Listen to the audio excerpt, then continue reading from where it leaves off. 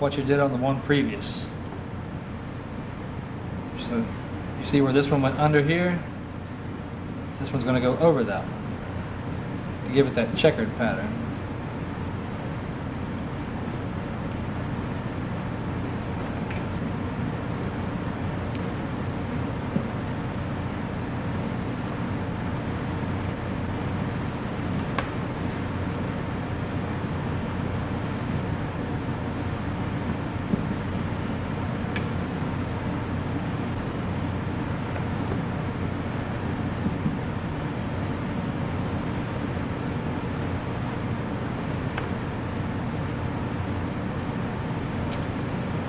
Back, find the next one, do the same thing again.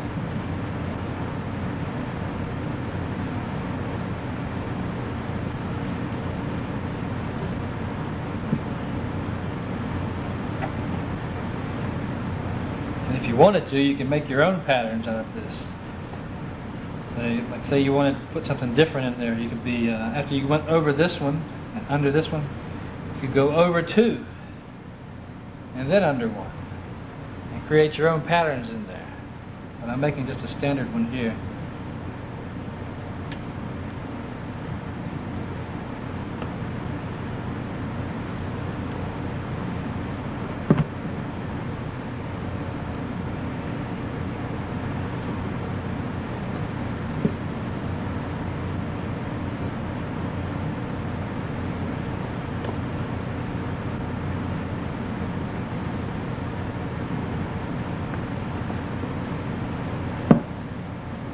Like I said, you can do this with any number of strands.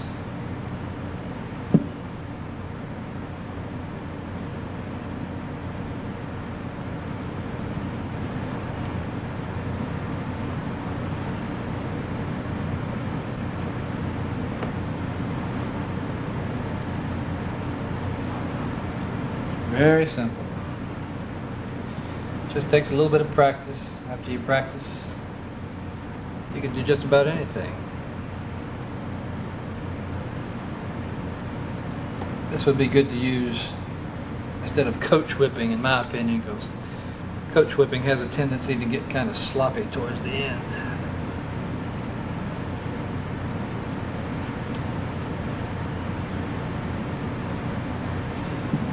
And there you have an extended foot rope knot. And you'll do the same process as far as putting it over the starting point and just following that around. I'll go ahead and double it and then show you the finished thing and tighten it up, because this one will take a little bit longer to tighten up. But you tighten it up the exact same way as the previous one. It just takes a little bit longer. So let me go ahead and get this tightened up and I'll show you the finished product.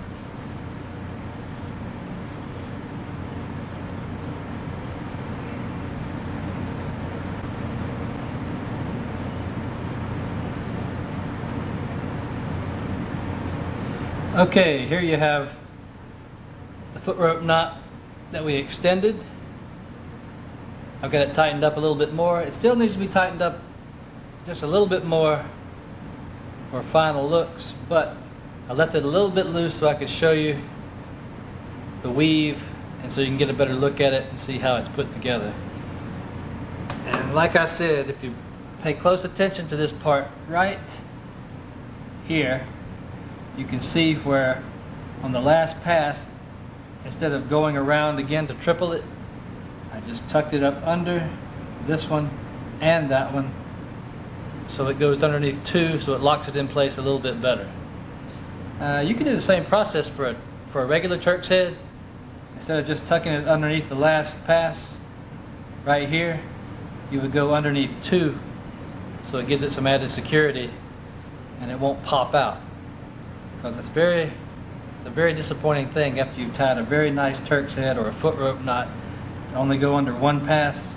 Then when you go to tuck it back under to push the ends in there so you can't see them, you'll push the end all the way through, and by that time it's too late. You've already cut it off on this end, and it's a very, very hard thing to do to get it pushed back up underneath there after you've tightened this thing down all the way. But if you wanted to make this foot rope knot longer, all you got to do is just go over and under a few more times, add a few more passes to it, and you can make this thing as long as you want to. Most of them look pretty good if you triple them, but double looks good to me too. Depends on the thickness of the cord that you're using. And it's a lot easier to work with round cord than it is flat cord. On the bosun pipe lanyards, when I did the foot rope knots, I only made one pass because that was kind of a flat cord, kind of an oval shaped cord, and I only needed one pass anyway on that. But that's how you put together a foot rope knot. That's how you extend a foot rope knot.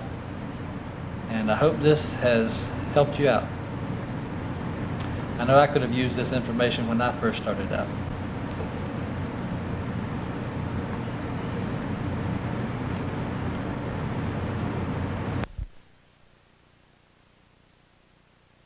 Constrictor knots.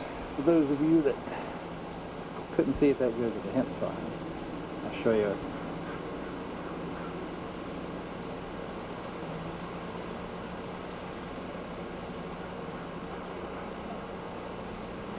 And if you use these constrictor knots in this hemp twine, they are not going to come undone.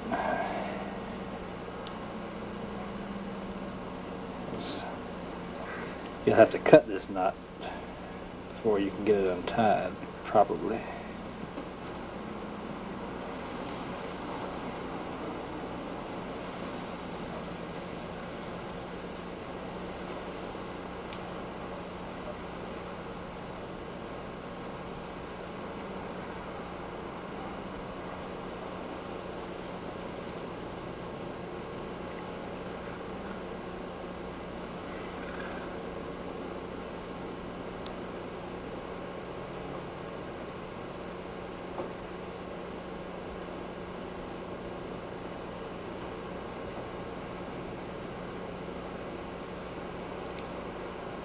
And that should be the toughest one you have to tie right there.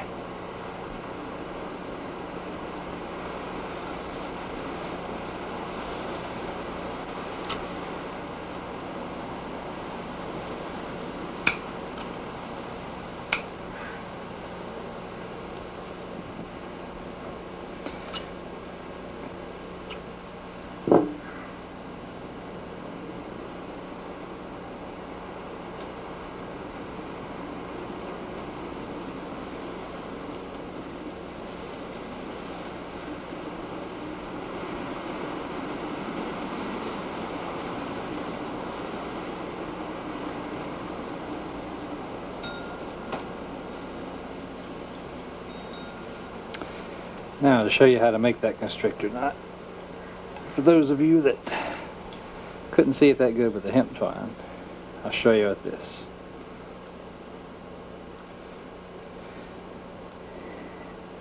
It's one of the easiest knots in the world to tie.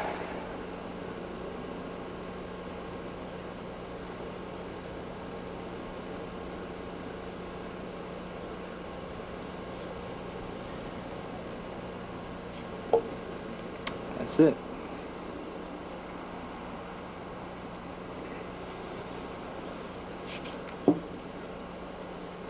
I'll show you one more time.